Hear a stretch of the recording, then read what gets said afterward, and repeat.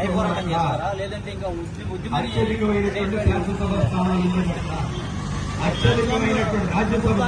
చేస్తున్నాం, న్యాయ పోరాటం చేస్తున్నాం. ఈరోజు వివిధ జిల్లాల నుంచి ఓన్లీ జిల్లా నాయకులు మాత్రమే విజిట్ చేయడం జరిగింది.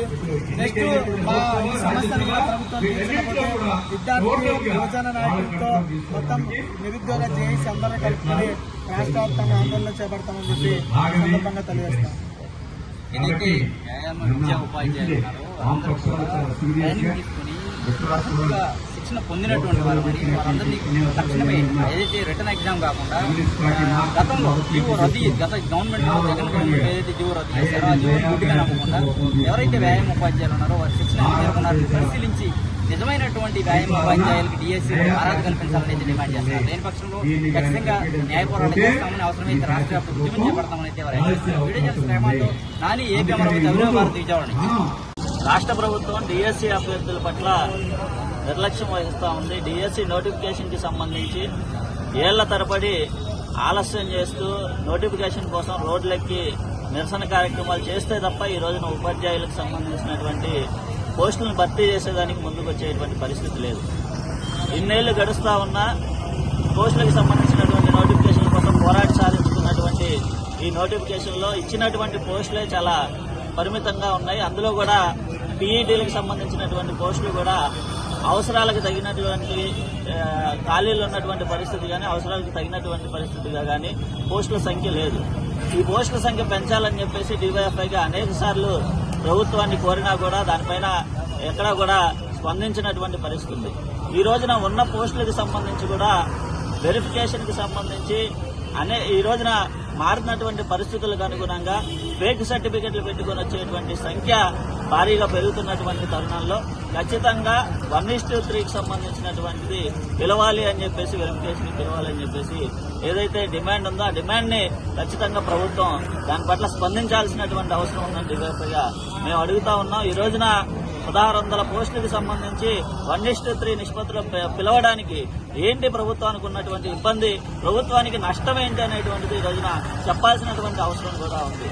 అదే సందర్భంలో పీఈటీ పోస్టులకు సంబంధించి యాక్చువల్గా ఎవరైతే ఉన్నారో వాళ్ళు సర్టిఫైడ్ పీఈటీలు ఎవరైతే ఉన్నారో వాళ్ళు ఆ పోస్టులకి అర్హులు అవుతారు తప్ప ఇట్లా నకిలీ సర్టిఫికెట్లు తీసుకొని వచ్చిన వాళ్ళ వల్ల గ్రౌండ్ లెవెల్లో స్కూల్స్ లెవెల్లో కూడా నిజమైనటువంటి క్రీడాకారులను తయారు చేసేటువంటి పరిస్థితి లేకుండా పోతుంది అనేటువంటిది కూడా ఈ సందర్భంగా తెలియజేయదలుచుకున్నాం. అదేవిధంగా వాళ్ళకి సర్టిఫికెట్లతో పాటు ఈవెంట్స్ కూడా నిర్వహించాలని చెప్పేసి ఈ సందర్భంగా డిమాండ్ చేస్తూ ఉన్నాం. పీఈటీ పోస్టులకి ఎవరైతే అర్హులైన వాళ్ళు ఉన్నారో వాళ్ళు పెడుతున్నటువంటి న్యాయమైన డిమాండ్లు ప్రభుత్వం తక్షణమే పరిష్కరించాలని చెప్పేసి వాళ్ళ న్యాయ పోరాటానికి డివైఎఫ్ఐ మద్దతుగా నిలుస్తుందని చెప్పేసి సందర్భంగా తెలియజేస్తాం. ఆంధ్రప్రదేశ్ నుంచి ఒక క్రీడాకారుడు కూడా మినిమం జాతీయ స్థాయి వరకు ఆడిస్తారు. అది ఎక్కడంటే ఒక ఒలింపిక్ ప్లేయర్ కూడా ఆ ప్లేయర్కి బేస్ పడేది ఓన్లీ స్కూల్ స్థాయి నుంచి. ఇప్పుడున్న ఈ డిఎస్ ప్రకారం నా విధంగా జరిగితే ఆల్రెడీ జరుగుతుంది. కొన్ని డిఎస్కి దాన్ని ఆపాదించాము. కానీ ఇప్పటి నుంచి అయితే ఈ సర్టిఫికేట్లు ఎవరైతే ఎస్ఐ సర్టిఫికేట్ తెచ్చుకుంటారో దానివల్ల స్కూల్ స్థాయిలో వ్యాయామం పూర్తిగా అంతరించిపోయింది. రాబోయే కాలంలో క్రీడాకారులు కూడా సాధించలేము. కారణం ఏంటంటే సర్టిఫికేట్ తెచ్చుకోవడం, అలానే ఫిజికల్ ఎఫిషియన్సీ టెస్ట్ లేకపోవడం, దానివల్ల ఈ సాఫ్ట్వేర్లో కానీ అలానే సివిల్స్ ప్రిపేర్ అయిన వాళ్ళు కానీ అసలు వాళ్ళకి ఎటువంటి నాలెడ్జ్ ఉండదండి. అలాంటి వాళ్ళు వ్యాయామం తెలియకపోతే 30 సంవత్సరాల సర్వీసులో 3 జనరేషన్ల పిల్లల మీద పెట్టుబడిందండి. ఇంకా దారుణం. రాబోయే కాలంలో ఫిజికల్ ఎడ్యుకేషన్ స్థాపితం. ఇప్పటికైనా ప్రభుత్వం మేలుకొని దీని గురించి ప్రత్యేక చర్యలు తీసుకుంటే వ్యాయామం విద్య బాగుపడుతుంది. లేకుంటే రాబోయే కాలంలో ఆంధ్రప్రదేశ్ అయితే ముఖ్యంగా ఒక క్రీడాకారుడు కూడా బయటకు ఖచ్చితంగా జరిగింది. మేము అదే కోరుకుంటున్నాము. ఫిజికల్ ఎఫిషియన్సీ నిర్వహించాలి. అలానే మేనేజ్మెంట్ కోటా జరుగుతుందండి. గత 5-6 సంవత్సరాల నుంచి ఏదైతే మిగతా ఎడ్యుకేషన్స్కి ఏదైనా అది కన్వీనెంట్ గా ఉంటుంది కానీ ఒక ఫిజికల్ ఎడ్యుకేషన్ కరెక్ట్ కాదు. ఎందుకంటే ఇది ప్రాక్టికల్ నాలెడ్జ్. ఒక పిల్లల్ని గ్రౌండ్ లో తయారు చేయాలంటే ఎవరైతే రెగ్యులర్ గా ట్రైనింగ్ వెళ్ళి అక్కడ ట్రైనింగ్ 1 year 2 years చేసిన తర్వాతనే ఒక పిల్లల్ని తయారు చేయగలరు. ఇప్పుడున్న ఈ డిఎస్ తీసిన ఎవరైనా సరే పీఈటీలు ఎవరైతే వస్తారో ఈ వ్యాయామం తెలియదు వాళ్ళు మాత్రం 30 సంవత్సరాలు జీతం కోసం వచ్చినట్టు. పిల్లాడు ఏదైనా ఒక స్కూల్ అడిగితే ఆడించలేడు, లేదంటే 100% లేదు. మేము చూస్తున్నాం కొన్ని స్కూళ్ళల్లో. అలాంటిది పూర్తిగా అయితే ఖండించాలండి. మేము కూడా అదే కోరుకుంటున్నాము. న్యాయ విధులను కాపాడమని అనుకుంటున్నాము. ఈరోజు ధర్నా చౌక్ లో ఆంధ్రప్రదేశ్ డిఎస్సి పీఈటీ అభ్యర్థులుగా ఇక్కడ నేను ధర్నా నిర్వహిస్తా ఉన్నాను. రాష్ట్రంలో మెగా డిఎస్సి ఇచ్చినందుకు ధన్యవాదాలు తెలియజేస్తూ, అయితే ఫిజికల్ ఎడ్యుకేషన్ సంబంధించి మేము గతంలో ప్రభుత్వాన్ని పలుమార్లు రిప్రజెంటేషన్లు ఇచ్చాం, ధర్నాలు కూడా చేయడం జరిగింది. 100 మార్కులకు థియరీ ఎగ్జామ్ పెడితే ఫిజికల్ ఎడ్యుకేషన్ ట్రైనింగ్ చేయని వాళ్ళు సర్టిఫికేట్లు తీసుకొని వచ్చి ఎగ్జామ్ రాస్తా ఉన్నారు.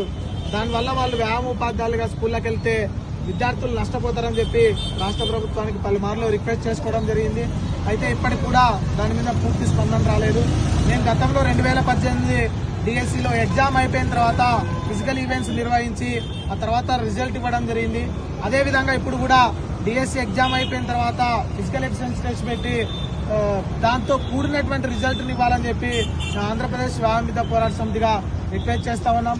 అదేవిధంగా ఈ సర్టిఫికేట్ల వెరిఫికేషన్లో పూర్తిగా ఒక స్పెషల్ కమిటీని ఏర్పాటు చేసి ఎవరైతే ఫేక్ సర్టిఫికేట్లతో డిఎస్సి రాస్తున్నారో, ఫిజికల్ ఎడ్యుకేషన్ అనేది రెగ్యులర్ ట్రైనింగ్ చేయకుండా ఇంట్ల దగ్గర ఉండి ఓన్లీ ఎగ్జామ్ అటెండ్ అయ్యి సర్టిఫికేట్లు తీసుకుంటున్నారు.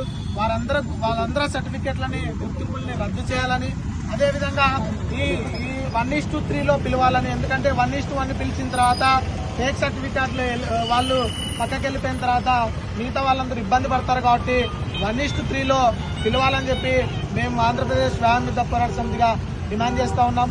ఈరోజు విద్యా వ్యవస్థ చూస్తూ ఉన్నాం. ఒక దేశం సర్వనాశనం కావడానికి ఆ దేశంలో అణుబాంబులు వేయనక్కర్లేదు, ఉగ్రవాదులు తయారైనక్కర్లేదు. అక్కడ ఉన్నటువంటి విద్యా వ్యవస్థని దెబ్బతీస్తే ఆ దేశం పూర్తిగా నాశనం అవుతుందని ప్రతి ఒక్కరి మేధావులకు తెలుసు, చెప్తా ఉన్నారు. మరి అటువంటి విద్యా వ్యవస్థలో ఈరోజు చదవకుండా కేవలం ఇంట్లో కూర్చొని సర్టిఫికేట్లు తీసుకొని వస్తే ఏ విధంగా, అది ఫిజికల్ ఎడ్యుకేషన్లో క్రీడాకారులకి ఏ విధంగా న్యాయం చేస్తారని చెప్పి మేము అడుగుతా ఉన్నాం. ఈ విషయం పైన ప్రభుత్వం దృష్టి సాధించి ఇప్పటికైనా ఫిజికల్ ఎడ్యుకేషన్ కాలేజీలన్నీ రెగ్యులర్ కాలేజ్ చేయాలి.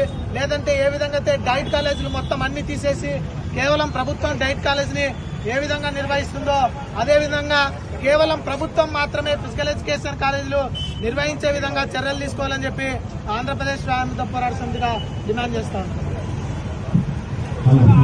సార్ ఒక్క నిమిషం అనిల్ మాట్లాడతారు. అనిల్ తీసుకో వాయిస్ సార్. ఉండని ఒకటి ఇస్తే